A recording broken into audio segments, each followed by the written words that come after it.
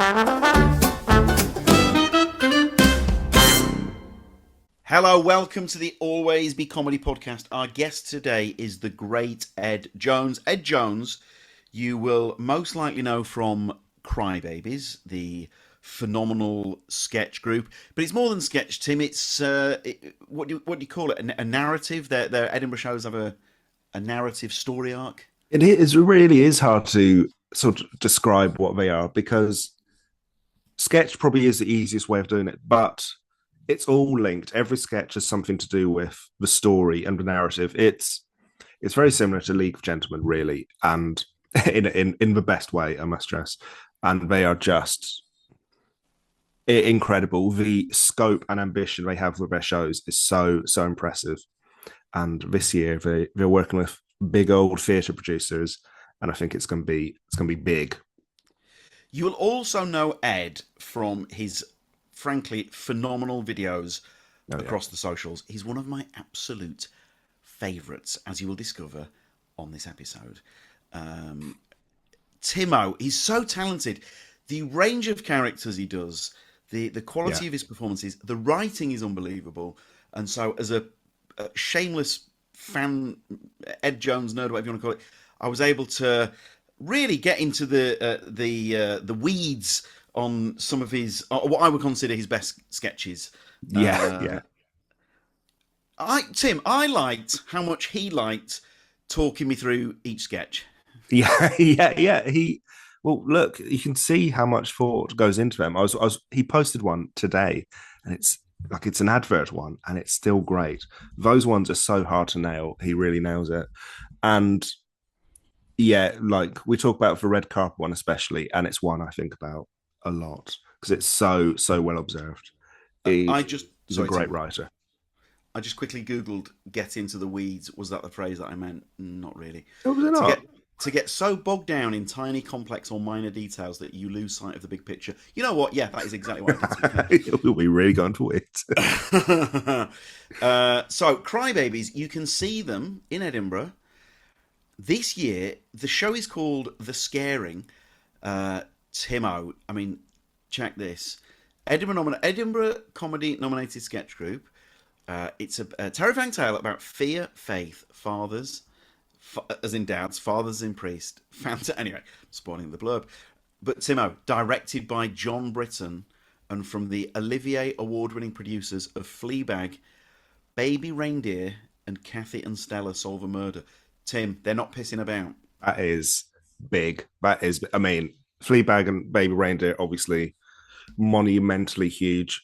Kathy and Stella Solve a Murder, also directed by John Britton, had an unbelievable West End run, and I heard it was a great show. I'm really gutted and didn't see it, but yeah, not messing about at all. John Britton, one of UK comedy's premium elite directors. We're big fans, and yeah, we're on at the Pleasance Courtyard at 8. Pardon me. We're on at Pleasance Courtyard every day at 8 p.m. It's a premium slot. We're in Pleasance 2. A heck of a room, really good for sketch, and I think it's going to be one of the best shows up in Edinburgh. And I say that with full confidence. I mean, look, I'm friends with Ed, and so I have to declare that because I am biased, and I sort of sound like his dad. But Tim, I know we talk about it on the pod, but if they are fleshing out that SNL cast for season 2, surely you get your best contract pen and you sign Ed Jones. I really think so. Something we didn't say on the episode, and I think this is probably correct, we didn't say this on the episode to him. One of the most handsome boys in comedy. And I just think he's a star. He would get people switching on. Do you know what we call him behind his right? So as I've mentioned before, I play comedians football. I play comedians football every Tuesday, right? Ed Jones is the best player, right? Fantastic. Do you know what we call him behind his back? No. Handsome Ed. I mean, it's the most accurate name there is. He is, I mean, a gorgeous man. Yeah, and a phenomenal Tim. I'll ask you: do you have a favourite I think mine might be British actor on a red carpet. But do you have a favourite Ed Jones sketch? Oh God, he's one of those people similar to Josh Pugh, where if I want to, I could spend the train journey just rewatching the hits. You just swipe up and up and up every time. Um, Thing is, red carpet actor is really good because we didn't even talk about like him, the actor trying to be relatable, asking about the Chelsea score and stuff. It's just So good. it's painful to watch, but it's really really great. There's a great '90s documentary one he does about. Oh I yeah. mean, you've just seen them, like these sort of talking head shows, and he manages to fit like 7 different characters in there, and they're all so bang on. Tell you what, mate, he is a clever, clever boy. He's a Because some clever of the boy. that observation about the asking for the Chelsea score, as he explains the way he touches his ear, the Yeah. only fools thing, it's really good stuff, isn't it? I think that the highest compliment, and there's a lot of compliments. The highest compliment I can pay Jones, if I have to do the chores in the house, which is every day, Yeah. I will put him and Josh Pugh are the same. Yeah. I will put a run of their sketches on while I'm say putting away the laundry or whatever, and it's top stuff, isn't it? It is. It's absolutely top stuff. I want some of you to be going, if you've not heard of him, going, oh yeah, let's see if it's top stuff. I've not, and then you'd be checking out his videos, and you'd be like, geez, mate, you'd be emailing Lorne Michaels. Yeah. As we will surely be doing since we finish it. Right, so Ed Jones and I, we have had talks. We're trying to get Ed down to Always Be Comedy to do some solo stand up, but selfishly because Crybabies is obviously flying, and they've got the small matter of an entire Edinburgh run to focus on. Obviously, everything's Crybabies at the moment, and rightly Oh so. yeah. But the dream before the end of 2026, I'll let you into a secret. The dream was before the end of 2025, but you know what? I'm an optimist. The dream is before the end of 2026 is to get Ed Jones solo stand up at ABC. He's a top dude. He's a lovely boy, and we love him enormously. So in the meantime, if you might not be seeing Ed Jones in the next few weeks, Tim, there are lots of other shows you can see in the coming weeks and months. This Friday, there is an icon of comedy. Rob Newman is performing a work in progress. Tonight is sold out. He's doing a work in progress tonight. It's sold out. Timo, we have this is in the weeds. Some people have had to move from Tuesday to Friday, so at the time of recording, there have been some returns for tonight. But Rob Newman tonight and Friday, and then Timo. There's just a few Chelsea shows left before we take a little summer break there, and so there is Thursday, the 18th of June, is a Banderman, SNL UK star Jack Shep, Shalaka Kurup. And then the final one before the break is Thursday, the 25th of June, Milton Jones, Horatio Gould, Celia A.B. Celia is actually just, at the time of recording, has just had to pull out. It's exciting. So we're finding a replacement for Celia. Watch this space. Timo, if that hasn't been sorted by the time this app comes out, you can slap me across the face. We'll get someone great in. Oh, mark our words. And then Timo, 3rd of June, Flo and Joan, work in progress. That is hurtling towards a sellout, as you might imagine. And then we've also just added Michelle Wolf, Friday the 5th of June, a work in progress with the US superstar, The Daily Show, the Correspondents' White House Dinner. That's an absolute belter. I've watched pretty much all of those. They're all on YouTube. They're all an absolute treat. And then another Chelsea show, the icon Harry Hill is part of a great bill on Thursday, the 11th of June. For these and many more, please visit alwaysbecomedy.com/tickets. And then Timo, we've also just added an Anya Magliano tour warm-up. It's an early show, 6:30. Oh yeah. Wednesday, the 17th of June. Oh, by the way, we must say, Tim, sorry, it's our longest intro. If you're not on the pod before, the intros aren't normally this long. Maybe they are. But anyway, Tim, we had a new act to ABC. Frankie Thompson last night, we've got to say. Brilliant. Oh my god. Yeah, an act I'd wanted to get down a few times has been picked, I think, twice part of a dream lineup on previous episodes, and I mean, really made an impact, like a proper unbelievable debut. I saw things I've just not seen people doing comedy before. Genuinely hugely impressive. So last night, if you were there and you were, I mean, the room was rocking with laughter. Yeah. Full credit to Tim Lewis. That was a Tim Lewis pick. It was, look, I was delighted. I'm always petrified when an actor I've pushed does gigs. I'm just like, if this goes wrong, who knows? Who knows? And I knew Frankie is so her own thing. I was like, could go anyway, but it went the best way possible. Thank God, brilliant stuff. A high compliment is that Joe Wilkinson was absolutely loving it. He was so delighted. I weirdly I bumped into him the afternoon off, and I was like, I really think if you can get there early, I think you'll really like Frankie Thompson, and he did. Ah, good intel. Yeah, check out Frankie Thompson. They will be back at Always Be Comedy. Oh yeah. Oh yeah. Sorry, it didn't mean to sound like such a threatening sound. Right, here he is, one of the very best, the great Ed Jones.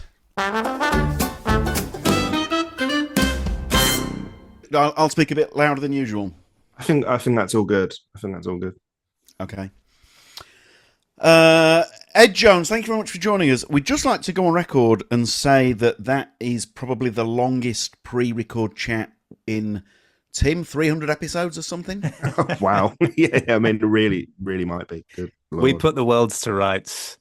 We solved the crisis in the Middle East. We did it, guys. We did it. We really did. Ed, can I just say, we play comedians football together, and as someone who's enjoyed your sketches, Steve McQueen may have been appearing on the pitch when I first saw you, and to keep that fanboy leveling, to act normal, yeah, what's up? Yeah, you okay? What was that like when those sketches started popping? Because I do imagine that as you were going around the supermarket, there was the odd, that's this sketch guy. Wait a second. Yeah. He came up with some indie lyrics. I seem to remember. Yeah, mate, it was absolutely mad. I remember the one that I think it was like 2021 was when I first put out a sketch about like the kind of Jude Law Christmas man. And I put that out on... just a classic. I do think if I get hit by a bus this afternoon, that will probably be the thing on local news. It's not going to be national. That they'll say like, Jude Law impersonator and disgraced pervert was hit by a bus this afternoon. So go on. So the Jude Law one. So that was like the first one that really sort of popped off, and that was the mad thing of like checking your phone. Like I was with Michael and James, the Crybaby Boys at the time, and like, I'll just go to the loo, and obviously, because you can't go to the loo and not have some form of entertainment as you go, I took my phone with me and just like checking TikTok and seeing like, oh, another like 1,000 people have liked this video, another like 5,000 people have liked this video, and it's mad. Even trying to explain that to someone, imagine like 20 years ago, being like, there will be this thing where if you put a certain thing to it at the right time, it will just get shown to like a billion people. That it's feasible that can happen. So that was the first one that really went mad. And then there's been a couple since then that have sort of occasionally like spike up. But the fun more for me, I find, is just like, if you've got like a bit of an audience who like the stuff you do, almost playing more to that, rather than trying to find like, oh, what's the big viral thing that everyone's going to be talking about and sharing? Because you can go a bit loopy trying to sort of second guess it ahead of time. Do you know what I mean? Please let me pick out a favourite. Oh, this, mate, what a start to the week this is. This is phenomenal for me. British actor on a red carpet. See, that's my favourite of all time. An unbelievable observation. I'm telling you your own joke back at you, which is disgraceful, but it's just like, it feels like mansplaining. But the British actor, who's obviously profoundly successful, probably doesn't have so much as a toenail in the real world, but is trying to act relatable. Yeah. Only Fools and Horses and so on. Right. This is so for me, this question, but what's the genesis there of that sketch? Because that's a perfect sketch. That's really kind, mate. Thanks for saying that. I remember like there was the mad thing that I started to notice that they all started like, as they were talking, leaning to the side and then kind of rubbing their earlobe. And it became such, I was like, what is that? What's that kind of like, is it some kind of like panic thing that they're just trying to like ground themselves in it? But then the main thing that got me into it was like that cadence at the beginning, because they're having to have this conversation like 1,000 times in one night and trying to make it. So as they're coming across like, hello, how are you? It's like that. Nothing is being conveyed in that sentence, but it's just, hello, how are you? It's just like such an inane, but I have to have an interaction with this human being in front of me. And that just kind of like, once you've got like a bit of a hook, the rest of it kind of gets in. The other thing in that was like, beg pardon? Beg pardon? Big burden? It's like, oh, that I quite like. There's something we can work here. So we're talking, I can't believe I'm going to attempt to name names, but we're talking Bill Nighy. I think we're talking Hugh Laurie. Yeah, and I'm going to be controversial. I think we're talking Andrew Garfield. There is a bit. I think of the new guard, the kind of weak British American transatlantic thing. Garfield knows what he's doing with Amelia Chicken Shop. Yes, they've thought this out. This has been brutally planned out in a PR boardroom beforehand. Mate, we're so the same person. I love it. So even like the only Fools reference that as you start writing, or even all that just starts falling out. I think so, like this sounds very wanky, boys, but the really good ones that I've liked over the years are the ones where it's just like, yes, okay, yep. This is sort of just like tumbling out of you. But I think there's a nice little formula where it's like, what are the things that people who don't live in the UK think about the UK? That the English actor would jump to those rather than actually jumping to anything from their experience. So they would be like, okay, the UK is Big Ben, it's Paddington Bear, it's the Queen. It's like, because they haven't spent any time here as well. They probably like grew up, went to some incredibly posh school, and then went to LA. That is when they were like 21. That is brilliant. You're absolute. Of course, they've not been to the UK since '99. You know. But I feel awful at naming Garfield because I know that he's so beloved. But me and the Nippers are currently watching the 2 Spider-Man movies, and he's great in them to prep for the one where they all come back. The 3 Spider-Men. Yeah. We're doing it as like we've done all the Marvel films. This is like homework for the next one, which That's is sort great. of the way with them. But as much as I love Garfield, when there's the chicken shop thing and the whole world are going, "Oh my god," I'm like, guys, come on. Yeah. I get where he's a very, very good actor. Like you can plot these lines out with like scientific precision. You know exactly what you're doing. He's a god tier actor. I mean, the guy's sensational. You know, he's very good. And lovely and tall. You don't get tall actors anymore. So tall. Love everything about him. Oh, and in fact, when I was at Shortlist magazine, one of the lads spent time with him and interviewed him. By all accounts, a king among men. Now, the recent one, the rom-com one. With the caption, and of course, Emma Thompson, that's... Oh, yeah. That must have been another one that had a big spike, because these are just... Mate, this is like I'm interviewing Paul McCartney, and I've just pulled out Penny Lane. Do you know what I mean? This is such a treat. I've got to remember, I was writing these videos when we were 14 when we did that. Conan O'Brien interviewed a Beatles historian, and they both said that sometimes the worst people to interview about the Beatles are the Beatles because they undercut and undersell everything. So they'll say, Paul will say something like, I guess things turned out all right for 4 boys from Liverpool. You're like, give us more than that. I hate that, I have to say. I think the faux modesty, and I think Beatles fantastic, Paul McCartney's fantastic. The faux modesty is just unbearable. You kind of buy it a bit more with Macca than anyone else. I don't know. It seems as though maybe he was the last bastion of like genuine modesty. Then it just died kind of after 1970. Maybe that. all I was doing was just noodling about on a bass. Next thing I know, Penny Lane. Right. So that video there. Now this is a proper fan question. Have you had it where the people you're lampooning, have any of them ever liked or shared? Oh, that's an interesting one. I think it's mad, like with something like the Christmas Man one, which is I think at its Pete got like 10 or 11 million views or something like that. What are you talking about? Which is insane, and that's just What are you? that's like 500,000 likes or something. And occasionally, this is a real poisonous, train of thought to go down. But occasionally, I'll be in like a football stadium and be like, wow, like this number of people, and then like times 10, and they all just double tapped it with their big thumbs and thought it was all right. So I'm like, that is insane that can happen. That is mad. But then you'll put out videos that then 20 people will like, and you go right back to the bottom of the feelings pile. Well, welcome to our world. May I just say that if we put out a video that gets more than 100 likes, Tim and I are hugging each other like we work at Cape Canaveral. Oh my, we did it! But that goes to show, right? Like the goalposts just completely shift, and it's like if people are enjoying it, that's great. Then it feels insane to be like, no, I want 100,000 people to be enjoying this. Like, what does that mean? What does that mean?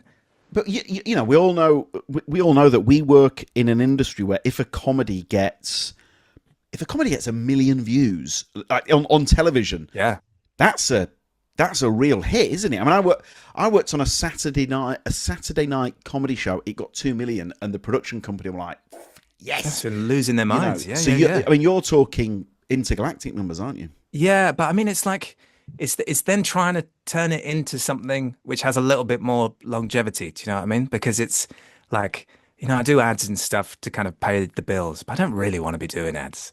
It's sort of it's then trying to use that like exposure that you can get in these sort of spikes and try and turn it into something which is just like a little bit more, I don't know, a little bit more slow burning rather than just like, oh, this is amazing, and then 20 minutes later it's completely gone. Do you know what I mean?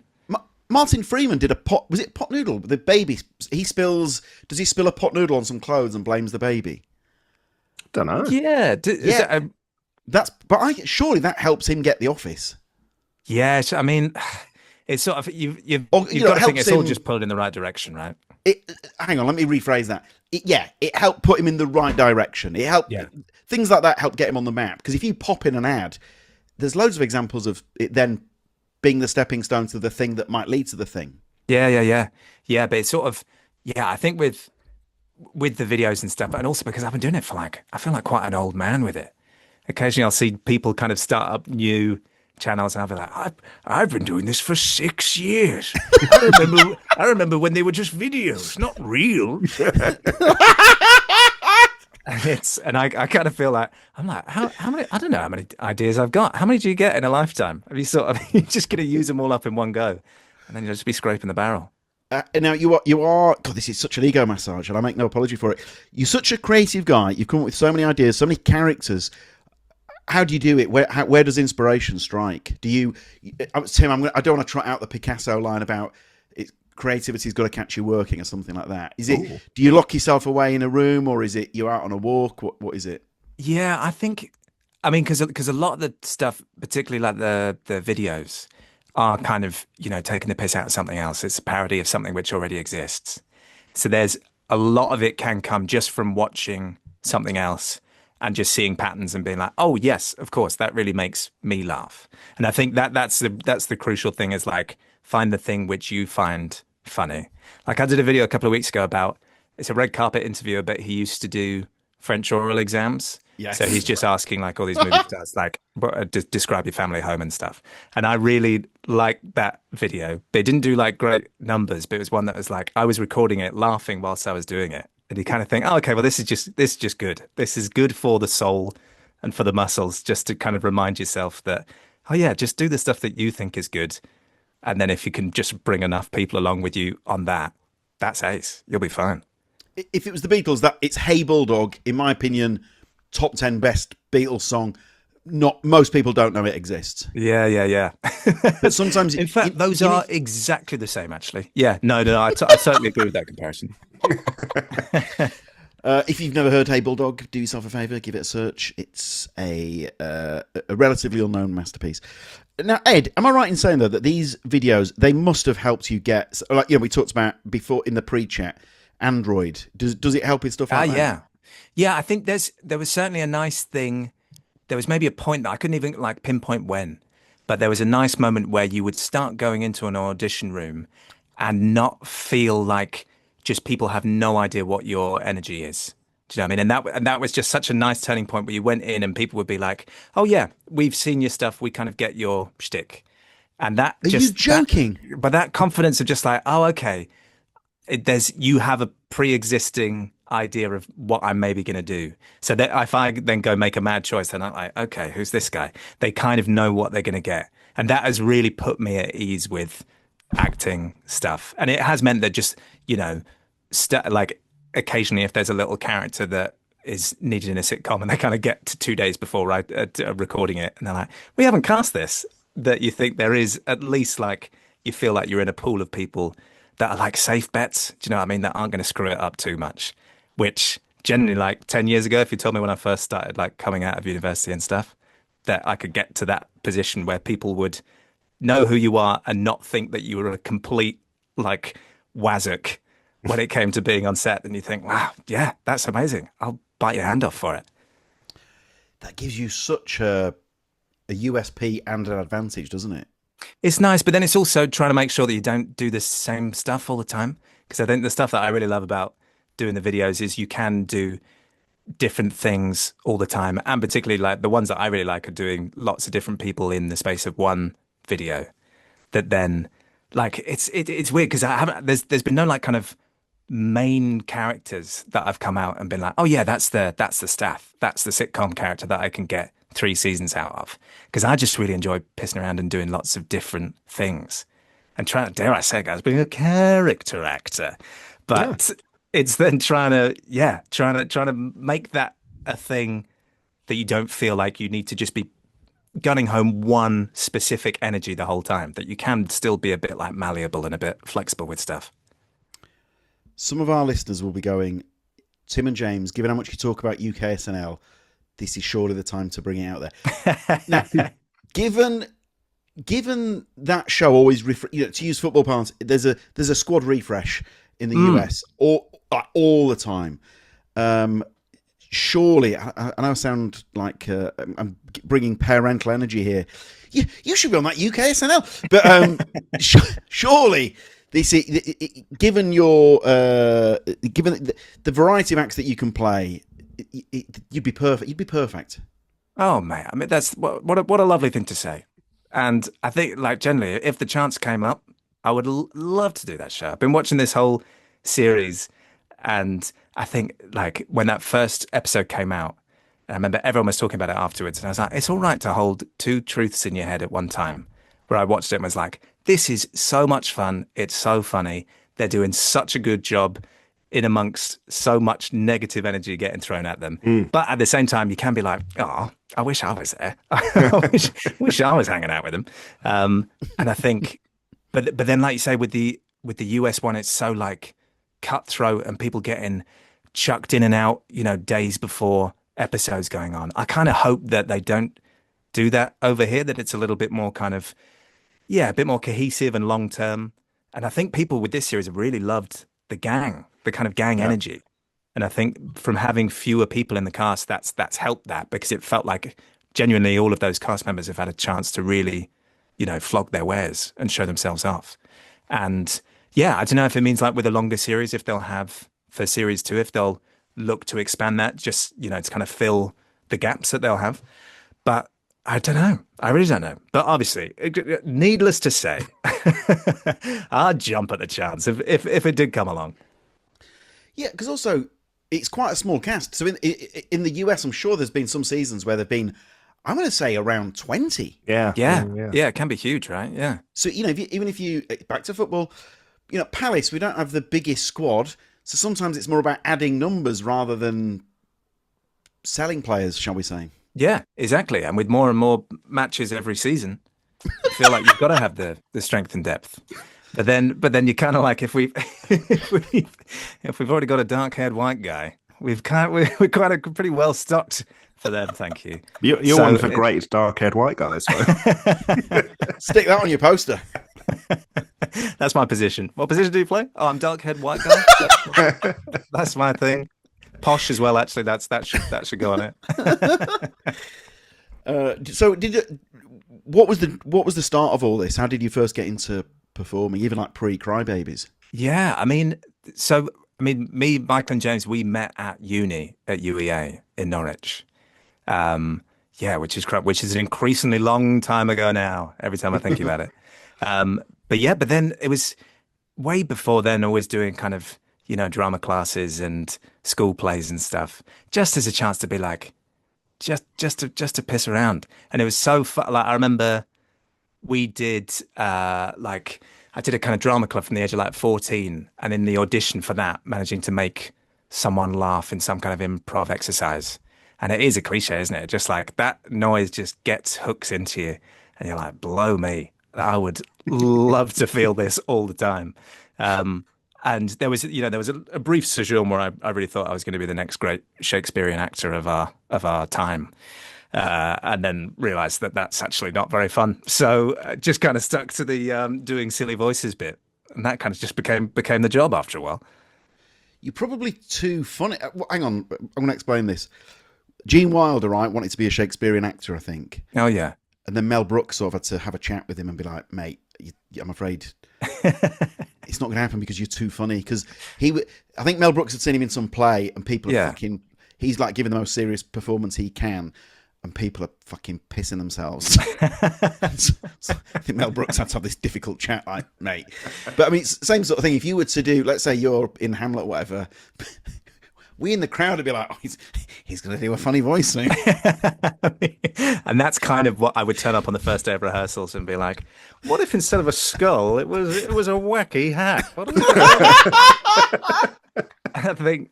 Yeah, it's really you want to do like the Robin Williams card without the sort of difficult late stage stuff. You want to be the really really, and then when you do something serious, people are like, oh bloody hell, that's affecting. And I think if you can like set yourself up in one guise, if you can then sort of shift it a little bit further down the line, then sometimes like really cool stuff can happen. That is so true. Him in Good Will Hunting. I mean, Jesus wept. It's as good as it gets, isn't it? Pretty much, right? And you think, well, that's the same guy who just sort of in Aladdin is doing like 1,000 different voices. Yeah.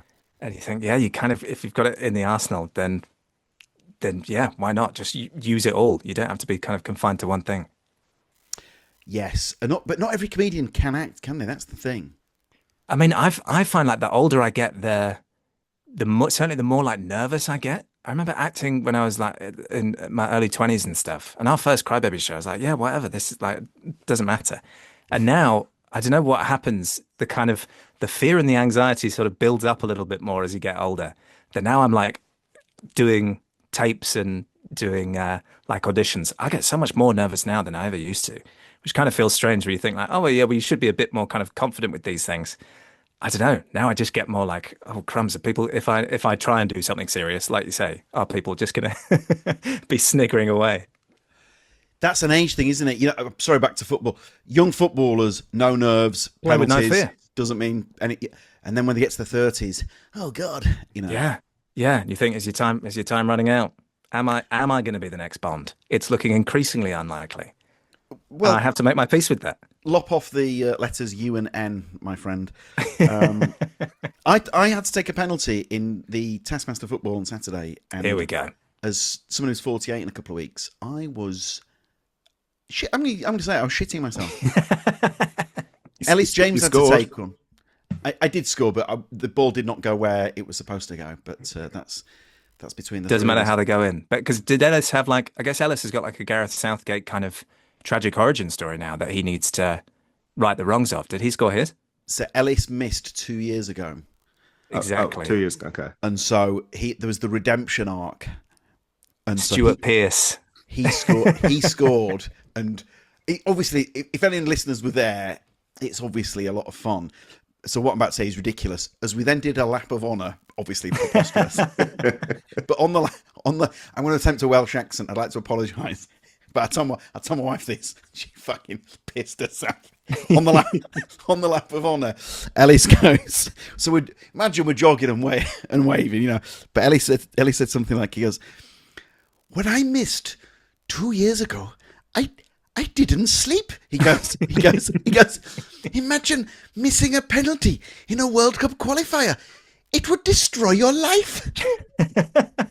Yeah, yeah. Oh my god. Bless him. But, He feels it. He feels it. And I've seen it on the pitch where, if James misses a sitter in the first 2 minutes, then sadly that's him gone for the rest of the game. yeah, He can't. There's no coming back from that. on his knees, head in hands. Yeah, damage is done. He'd be like, "You've got it in you, mate. It's all just up here. That's where the problem is." It's like Dumbo's feather. Now, sorry, the other two didn't ask me to say this, but I imagine, there's Edinburgh coming up. But what's happened with you? That must help Project Crybabies in terms of bums on seats. Yeah, I think what's been really useful for us is they're not like two completely alien enterprises. Do you know what I mean? Like, I'd like to think if you've enjoyed my videos and you've never seen Crybabies and you come and see a Crybabies show, I'd like to think like 99% of those people will be like, oh yeah, this is funny as well. I remember once we did I think we did a show at Soho. There were two boys sat in the front row who, like, when I came out, was like, I've seen his videos. I've seen that guy's videos. And then they were just talking throughout the whole show, and then they left after like 6 minutes. I was like, all right, that's fair enough. You're the 1%, and that's okay. That's fine. But it's because of, like, the three of us like share such a similar sense of humor anyway, that like they don't have much interest in kind of making content outside of or like doing specifically like social content. But I'd like to think if they did, it wouldn't be like too dissimilar. Do you know what I mean? We do have like a kind of similar voice. I think I just happen to be the mouthpiece of it a little bit more. Do you know what I mean? When you first met, how long before you knew, oh, hang on a minute, we're going to be good pals, the three of us? Well, because they were in the year above me at uni. We were all in the same school year, but they'd started because I'd taken a gap year, so they'd started the year before me. Just cost me a cool 45 grand, and that's okay. What? And What did you do? I was the fool who could have gone when the fees were cheaper, but decided to pay the 9 grand a year. And sometimes I'll be making a coffee and just think about that and just kind of stare off into the middle distance. Think, what did you do that for, boy? But yeah, I remember they were like, I really looked up to them from the start. I was just like, these guys are so funny. And then we didn't actually spend that much time together in my first year, but we did an Edinburgh show, like a student Edinburgh show, which was us three and then like 9 other people in the cast. And I think when we were devising that, when we were writing it, we were like, there's a nice little energy here. And then gradually over the years, we kept doing these fringe shows, these student fringe shows, but the cast would get smaller and smaller until eventually it was just like the 3 Crybabies left. And we're like, well, we've kind of, we've Richard the Thirded this, we've killed off everyone else. It's just us now, boys. So why Crybabies? Where did that name come from? James came up with it. And he had some mad suggestions. I remember we went to his flat maybe 10 years ago, and he kind of like an old prince kind of unfurled this scroll of potential names for the band. And like Dude Bods, I remember, was one. Baby Bods. And bless you, this is the thing with James, you just got to let him go. He's got this uncapped creativity that I'm wholly jealous of. And then he was like, oh, Crybabies. And it just instantly felt like, that kind of feels right. And we were also of that generation of sketch groups have to kind of, undersell themselves. They have to take the piss out of themselves. It's got to be cowards. It's got to be wimps. Yeah. It's got to be like, you've got to play yourself down. You can't be at all to be seen to like, hey, we're the amazeballs. It doesn't quite have the same effect. Now Tim and Ed, you'll both be in Edinburgh. Please talk us through. Anyone that's not yet got a ticket, please talk us through the show, Ed. For the Crybabies' third, potentially last live outing in quite a while. It might be it's the concluding part of the trilogy. It's called The Scaring, this show. And it's like a horror comedy show. And we're just trying to kind of, not in like a scary movie, really naff way, but we're really trying to commit to like a silly woman in black. Do you know what I mean? And the story is like, it's this priest who's lost his faith, and now he runs stag do's. Immersive. I'm in. Kind of design my night experiential escape room stag do's. He ends up at this kind of remote hotel that I'm the manager of. And needless to say, there's a couple of spooky dooky things hiding around every corner. And it's really fun. And it's the first show that we've ever had like a little bit of budget behind, so we can have things floating and things kind of rumbling and doors closing by themselves and stuff. And but we're trying to do that in previews where we're like having to run out into the street around Bill Murray and like frantically close the door and then sprint back. But it's lovely when you get that, like particularly when you do get like a jump out of an audience, because the kind of psyche in the person tends to go like, oh shit, I'm a bit scared. And then they laugh because there's a relief of like, oh, but it's not actually like, there's no danger to me here. And for a comedy show, if we can get kind of laughs from laughs, but then also laughs from scares, it feels like a lovely kind of doubling up. Do you know what I mean? That's great. That's like Final Destination. Have you seen Final Destination Bloodlines? Yes, yeah, I have. Do you not find yourself... Wife and I watched that, and obviously we're scared, but then because the deaths are so silly and creative... Yeah. We are also fully pissing ourselves. Yeah, that first scene, is that the one where it's all like they're in the kind of... Top of the like needle. Spinning tower thing, yeah. That's really funny, that. And we're trying to do a similar kind of thing, but like in our sort of usual Crybabies way, where it's like it starts off a bit DIY, and you can kind of literally see the strings from us doing the kind of naff stage effects. But then hopefully kind of at some point in the show, we can kind of catch the audience off guard a bit with something that does generally look quite impressive. But, you know, this is all to be seen. We'll So ask me at the end of Edinburgh if it worked. Now, hang on. I want to sell the tickets, but if it's not been mentioned yet, I might not be able to. And you talk, there's potential of Soho post Edinburgh. Yeah, I mean, I think hopefully it won't be too long after Edinburgh as well to wait for more shows, sort of both in London and in different parts of the country as well, which is cool. So I think just hop on the Insta. The answer to everything is always in there, my friend. So yeah, if you follow Crybabies Comedy, that's where you'll find us. And all the info will just be, as soon as we know, you'll know. Now, look, obviously, hopefully you've got Lorne Michaels in a playful headlock within a few weeks. But and also, sloppy syntax, but bear with me. Look, there's no Inside Number 9 anymore. There's no League of Gentlemen anymore. As you're describing that, if I'm Mr. TV Commissioner, surely if that opportunity came along for Crybabies to adapt this into some sort of TV universe, you're not going to be saying no to that, are you? Yeah, I mean, it's always kind of been the dream, right? And yeah, of course. We came like relatively close with our last show, Bagbeard, which is kind of like a sci-fi adventure epic where it's kind of like E.T., but the alien is just a guy who's got a kind of off-license blue plastic bag on his chin.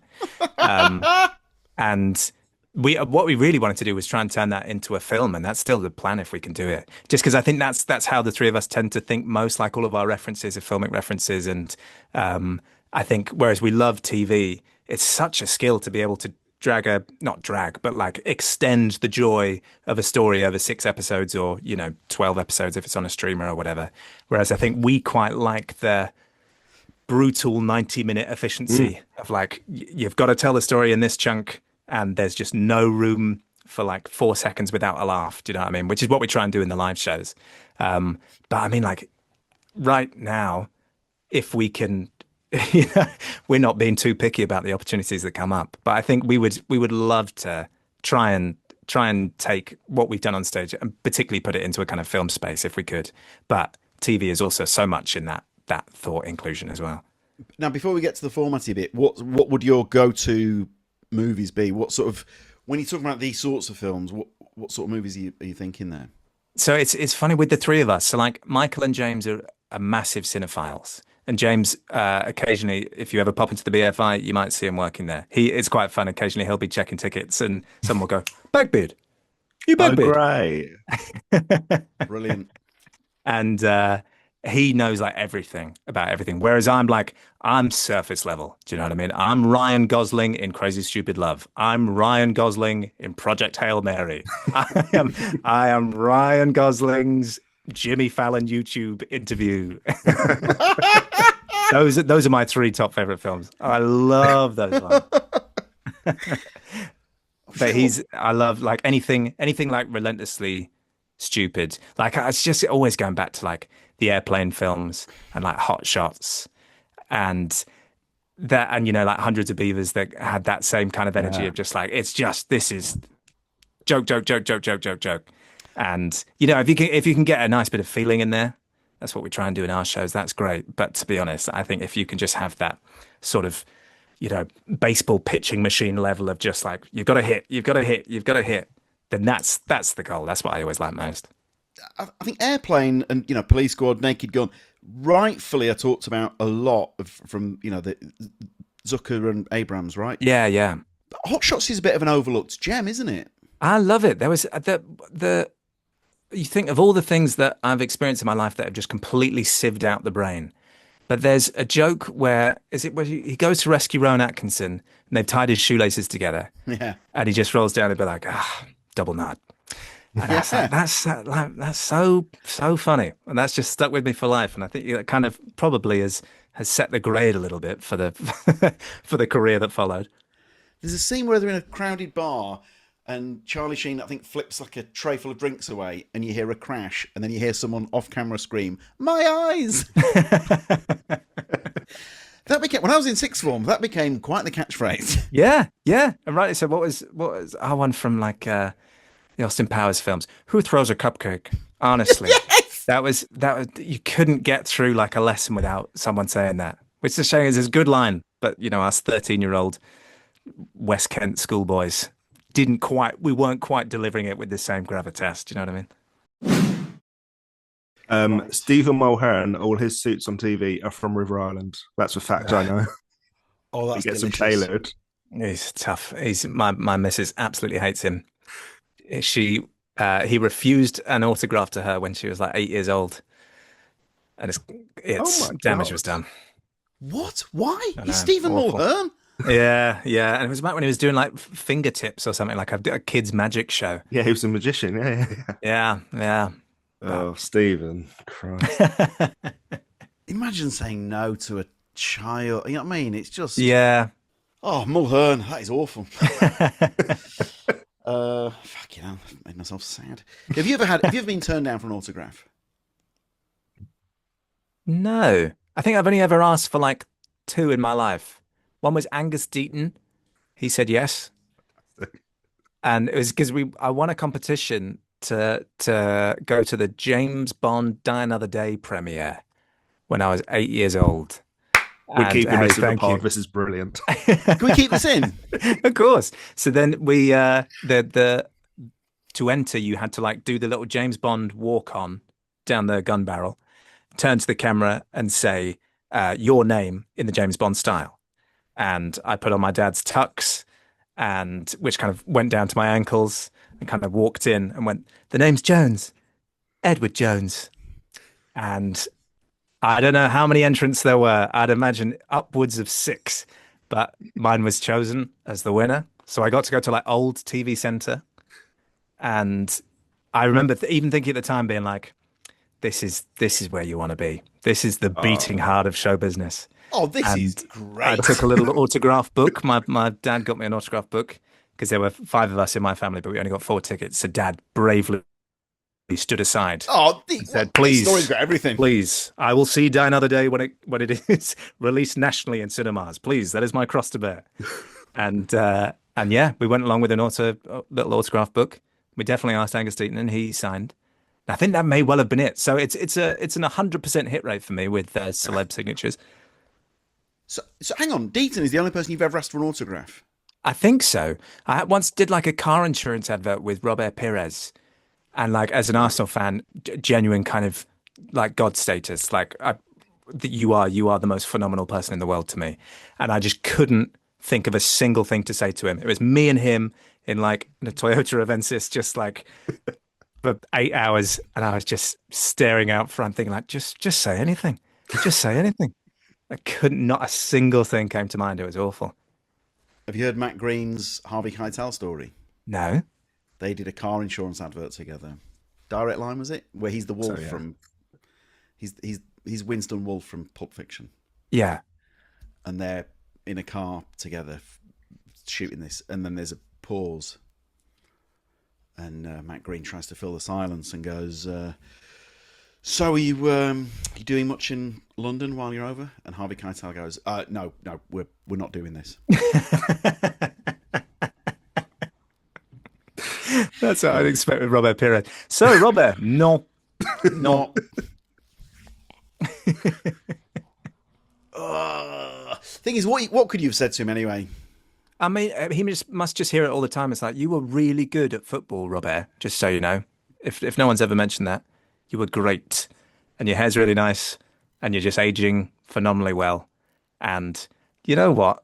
I think I think Aviva do provide the best roadside support of anyone. What a player. Tim, have you ever asked for an autograph? This isn't great. I've only been to one book signing ever, and it was Russell Brand. Wowee. That was last week. Did you get my Bible signed? I like the verse you were trying to find for what it's worth. Oh, God. Yeah. And to be fair, that was a book signing, so he had to. Did you get a little personalised message? You know what? I don't think so. I'm going to choose to not think so. Will this make the edit? It's exciting. It's exciting. I hope it does. Because me and the girls went to the FA Cup final to see Palace. So we're trying to get the players to sign our match programs. So I've asked for bajillions of autographs. Yeah. All the Palace players are lovely. But they feel more. They're almost machines. Footballers. You feel like they're gonna whack it out. It's already ready to go. But I don't know. Sometimes you never know with a showbiz type what kind of prickly personality you might be encountering. I think you're right. Just sign the, Just sign the page, mate. I know I brought this up before, but the Guardiola video of him bollocking the autograph hunters is fantastic. That's great. That's great. Yeah. Because for context, it's very positive what he's doing. It's people that are trying to do it for a living. So he's saying, yeah, make more of your lives than this. Come on. Yeah. And if you're going to listen to anyone about like what to do with your life, listen to Pep Guardiola. He might be the first person I'd listen to. I include my own parents in that as well. Right, Ed, your lovely little bonus content there about autograph hunters. Tim, I loved it. Hey, that's a showbiz scoop. Thank you. Right, Ed, you're curating your dream gig. Do you have any pre-gig rituals? I mean, for me, I'm always paralyzed with fear before a gig. Like when it's a Crybaby show and you know that people have just paid to come see you, absolutely fine. But on a mixed bill, I get so nervous about it. But really, because we do like our sketches are like needlessly technical. So most of our pre-gig rituals are just like double checking the sound cues and just go on James's laptop. It's like, do we have Forest Atmos? Are we 100% sure we have Forest Atmos ready to go and it will be loud enough to make people think we are in a forest? That's pretty much the ritual. What's happened when, and I know this happens to every act ever, but what's happened when, say, Forest Atmos, etc., either isn't on the laptop, it isn't working? What do? Do you just roll with the punches? Yeah, I mean, the noise of that specific Mac noise of thunk with the when a cue hasn't quite been programmed properly.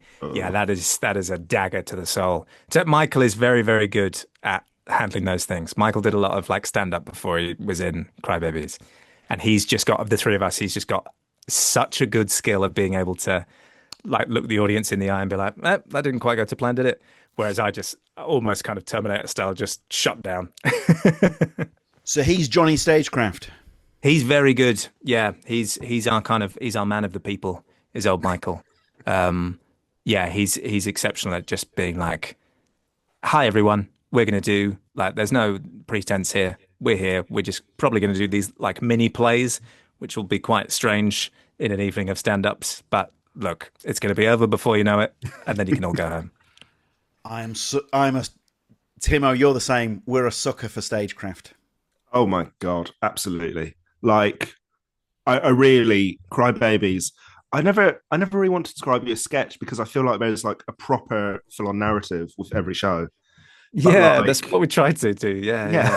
But like, such a delight. All three of you, I think, are so good with it. Oh, thanks, mate. Yeah, but Michael's usually like James is like our empathy machine. If you put James on stage, people root for him. Yeah. And it's like, I don't think the same as I think I go on stage and people are like, okay, all right, what are you doing here? But it kind of plays into the sort of, I think the dynamic of the three of us, where it's like Yeah. everyone, if you kind of put James at the heart of your story, people will care. And that's our GTA cheat code, really. Brilliant. Who would MC? I would have Joe Lycett, which I've just seen in my phone notes got autocorrected to Joe Lovett. And I was like, who's Joe? Who's Joe? It's Joe Lovett. Good evening, ladies and gentlemen. How are we?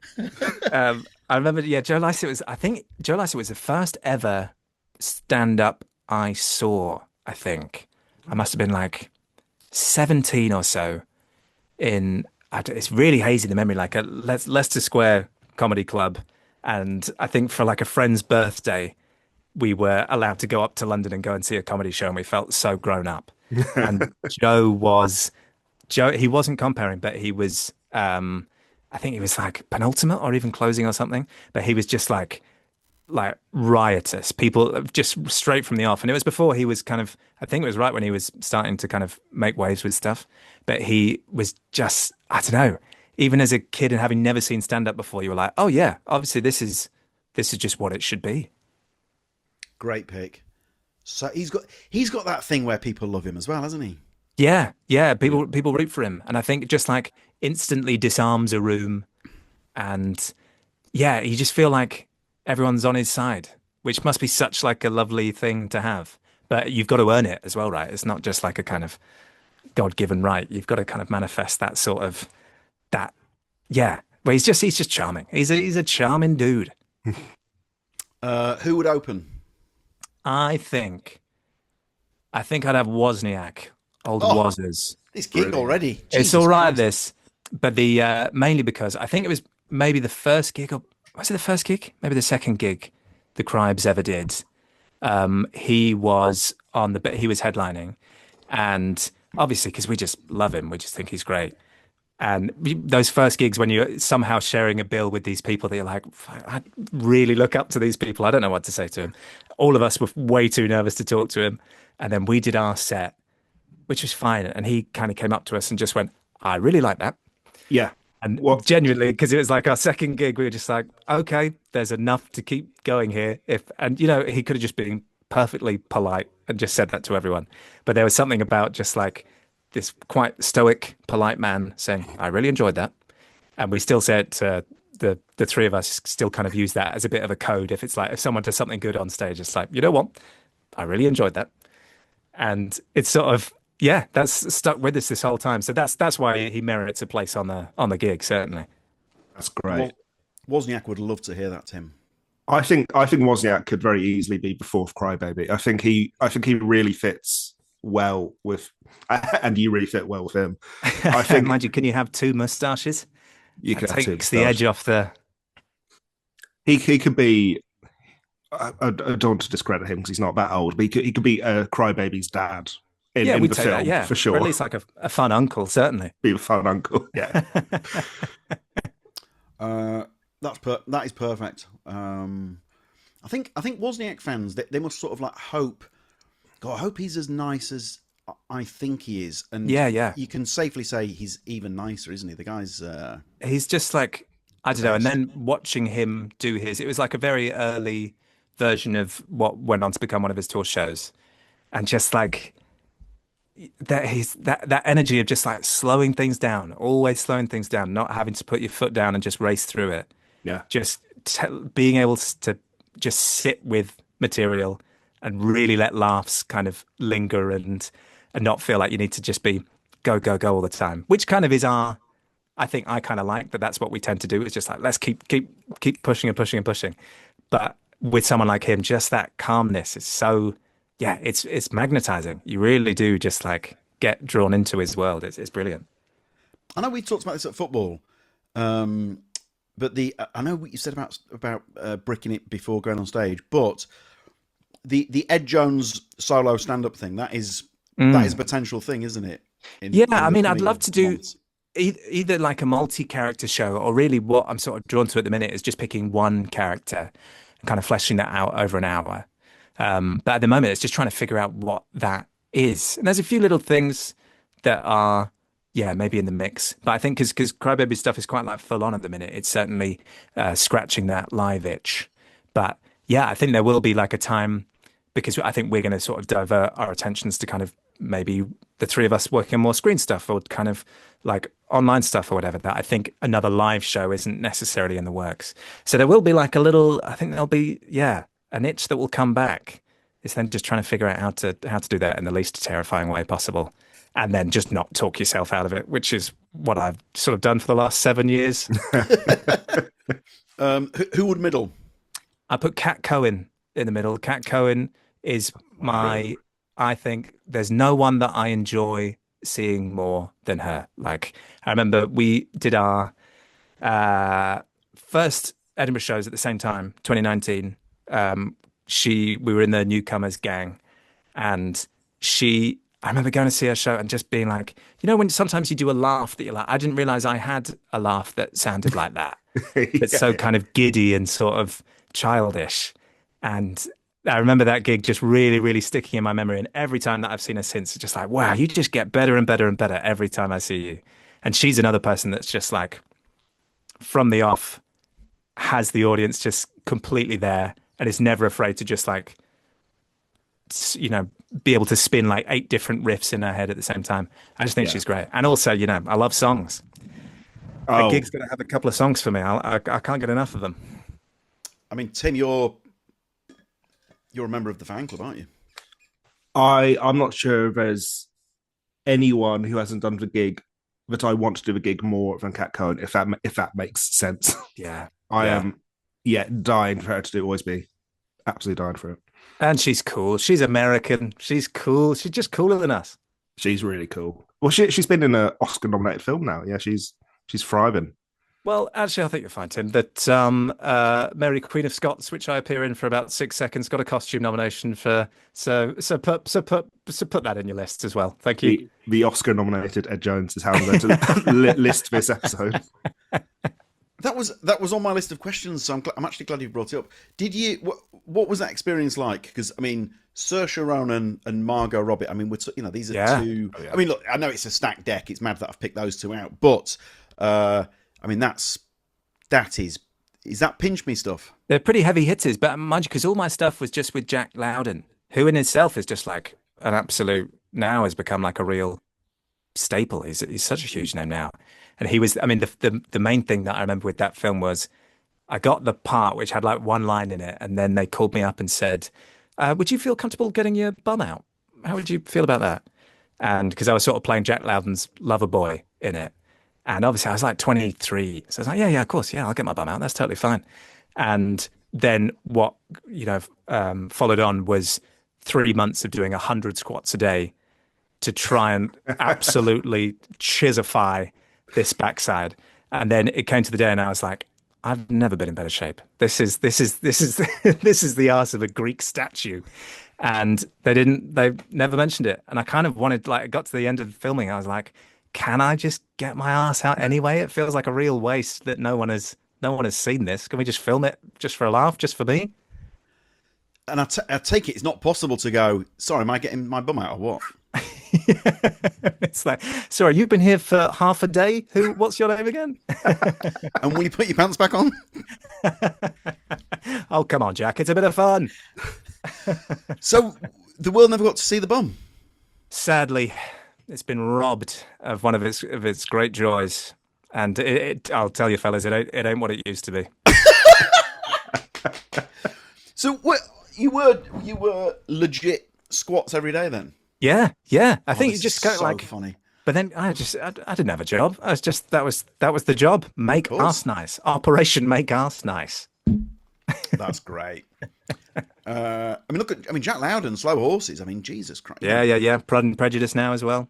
Imagine, it's not like me to say this. It's quite crass, but imagine given the Apple wedge. Imagine getting one of those bad boys for 7 seasons or whatever it is. Oh, mate, it must be nice. But then him and Saoirse Ronan met on that film on Mary Queen of Scots. Now they've got a kid together. Stop it. Yeah.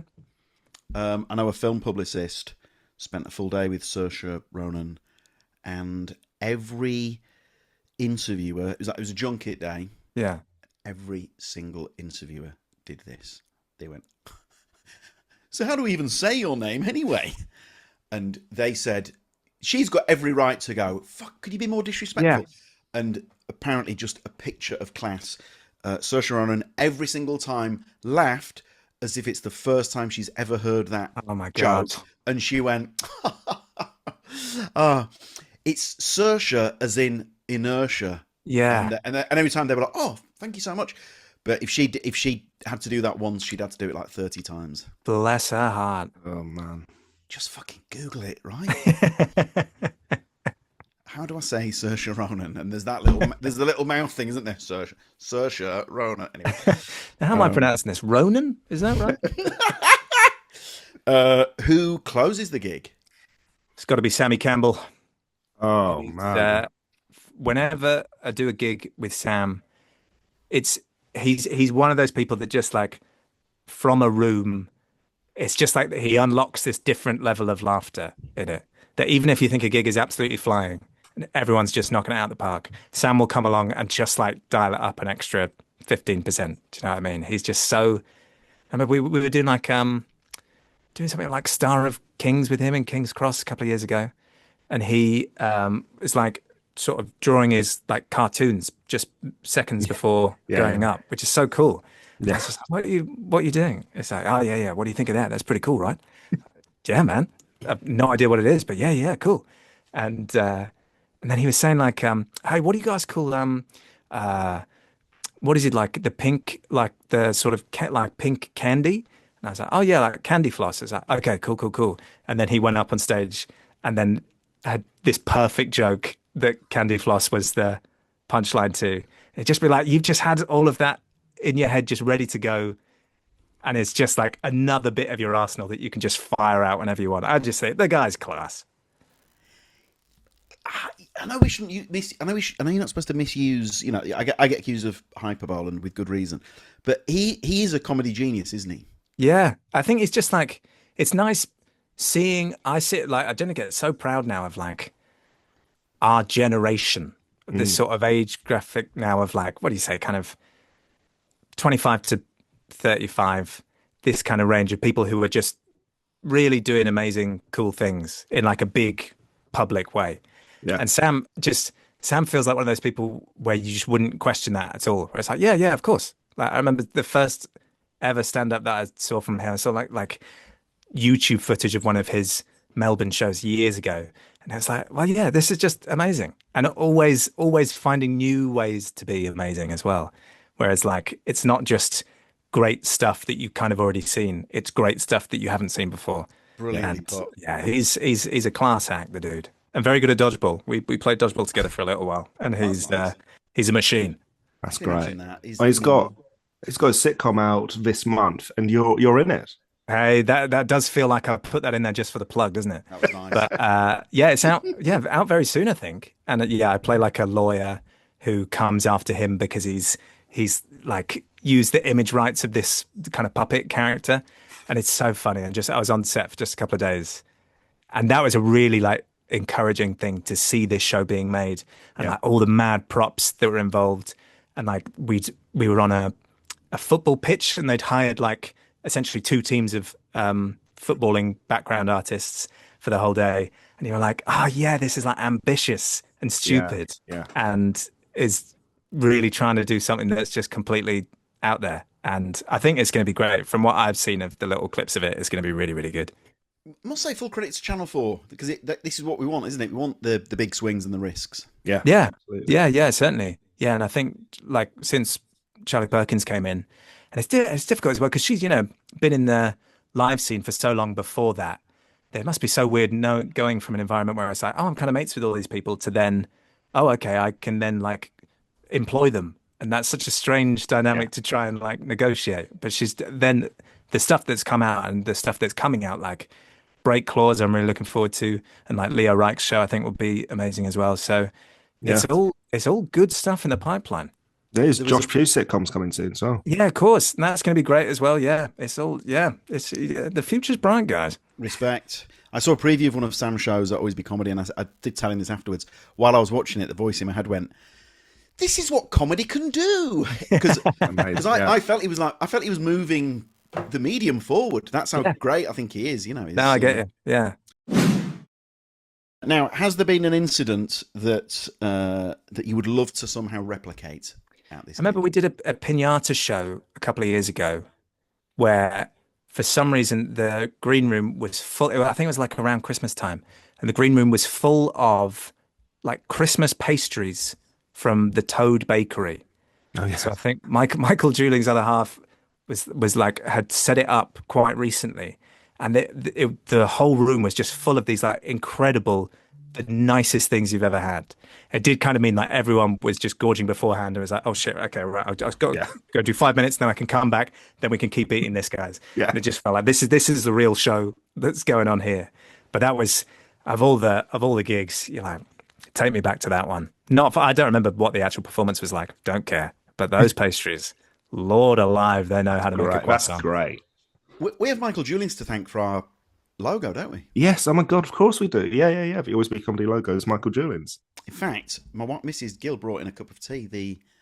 There we go. Look at that. Keep it on brand. There we go. God bless him. That's amazing. Now, has there been an incident that must not happen at this gig? I remember, speaking of SNL, I remember doing my showcase. Did it at Top Secrets. And it was one of the, because it's weird because it's for TV and stuff. So they're kind of shoehorning it in around the rest of the club's schedule. So we were doing it like the middle of the afternoon. It was like 2 o'clock or something mad like that. So which meant that all of the people who were there, you do kind of think like, well, how are you free at 2 p.m. on a Wednesday? What's going on? And apparently like it was a big bunch of teachers and they were really, really boozed up. So when I went on, there was like the kind of front row was just full of these teachers who were like chatting and drinking and like shouting out the whole time. And in the end, we had to kick them out, which is a bit like, this is not like a kind of rowdy Saturday night, guys. This is a very pedestrian Wednesday afternoon, which is just to give people a chance to demonstrate 5 minutes of material for these producers at the back. It's a TV showcase, let alone a daytime one. Yeah, exactly. Yeah. So I don't want to sound mean, but no teachers. We're not allowed. It's just a flat ban at the door. Do I take it the gig was unplayable? I mean, we had to kick them out in the end. I think I was on like 2 people before they got kicked out. Vittorio was on a bit after me, and he was just, obviously he's great at crowd work anyway. And because I'm not like, I was just going to go up there and do like, oh, here's 5 wacky characters. I can't break out and be like, excuse me, guys. Like, I've never done stand up before. I was so unequipped in that situation. But yeah, it did. Bless him. We managed to, I think, like keep the energy up the rest of the time. But it was one of those times where you're just like, what are you doing? What are you doing, guys? And also from the SNL producer's point of view, it's not helpful for them because that's not going to be on the show. Yeah. And it was like a free gig as well. So you're just like, come on, man. Like, this is you haven't even paid any money to be here. Just chill out. Oh my Lord. There is a thing there with, hang on, I mean to be careful. Tim, I agree. I do agree. They can be boozy teachers, can't they? They let loose, yeah. They do. And you know what? There's an argument to be said that they're needed. Of course. But in that specific gig, I was like, come on, mate. Get out of here. Well, look, that was a pain in the ass that night, but who knows with season 2 looming? We'll see. We'll see, guys. We'll see. Well, look, final question. And by the way, thank you very much. This has been a belter. I've had a time of my life. It's been so great. Final question. How do you unwind after a gig? For me, do you ever seen the film The Three Amigos? Oh, yes. I love that film. I remember my grandma had it on a VHS. So every half term, the treat would be you get to watch The Three Amigos. And since then, it's weirdly become a post-gig. Like you come home, maybe had a few pints, you're slightly like, okay, what's going on? The North Star of The Three Amigos going on. It's such a good film. And I know a lot of that is probably tinged with childhood nostalgia. I don't know if the material itself is necessarily like world-beating, but I just love it. Every time I put it on, I get 93 minutes of happiness without fail. I think there's some great stuff in there that still holds up. There's stuff about them shooting the invisible swordsman Invisible It's so Swordsman. funny. It's like, you shot the invisible swordsman? It's great. It's so funny. I mean, surely, even now, every time you're having a drink from a water bottle and it's empty, you're immediately transported to the scene Yeah, where exactly. Yeah, the yeah. And there've look been of many longing on their face as, yeah. you know, oh. Dousing himself all over. And that's maybe like the three of them, probably at like the peak of their powers as well, like Steve Martin, Martin Short, and Chevy Chase. You Peak of think, their yeah, these are powers. just titans, these guys. Not a huge hit when it came out, No, no, no. but it was. Hang on, who wrote it? Lorne Michaels wrote it, didn't he? Yeah, I think he With kind of Steve technically Martin. left SNL for a season. He almost like felt like I'm not going to do SNL anymore. I'm going to make this film, and then went back to doing SNL. But yeah, that lovely little pause. I can't get enough of it. Hang on, I've got it just for my own sanity. Who are we guessing? I think Steve Martin and Lorne, but I think there's one other person. Who wrote The Three Amigos? Oh my God. Are you ready for the third person? Go on then. So it is. I think I did know this, but now that I've seen the name, I'm like, fuck. Steve Martin, Lorne Michaels, the third person, Randy Newman. No way. Oh my Yeah. God. Isn't that mad? That's What a- fantastic. That's a fun little room to hang out in. So Randy Newman, now I know a lot of you will know this, but he's better known as a singer songwriter, famous for "You Got a Friend in Me" from Toy Story, among many more. Ed, that was pure joy, and we're very grateful. Thank you for everything. What a lovely old time, eh? And also, can I just say, and again, I'm trying not to sound like a parent here. I'm so pleased for you, and I really hope that always comes across whenever we Oh, chat. mate. That's what a lovely old thing to say. But then, if we get put on different teams for comedy football tomorrow, then yeah, I'm sure that won't hold up. But that's fine. I'm going to be honest with you. Whenever you're not on my team, I'm a bit sad because you're the best.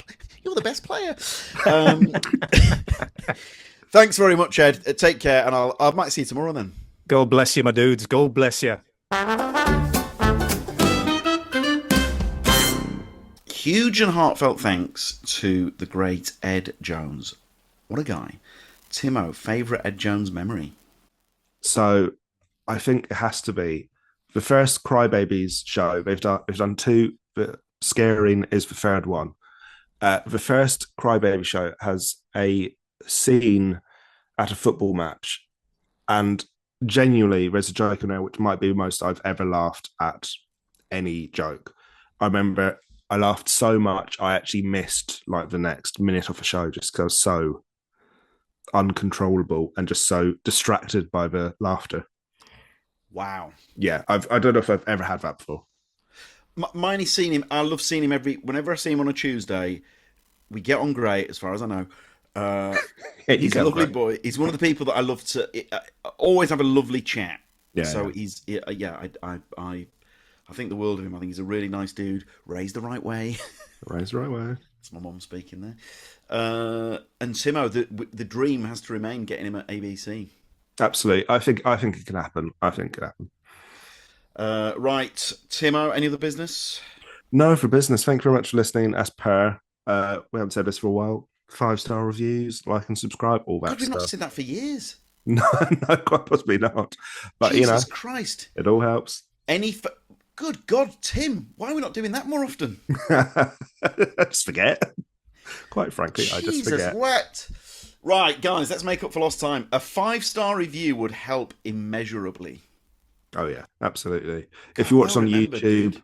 a nice comment, why not? A thumbs up and a nice comment. Oh, guys, now that Tim's reminded the world, let's go hell for leather.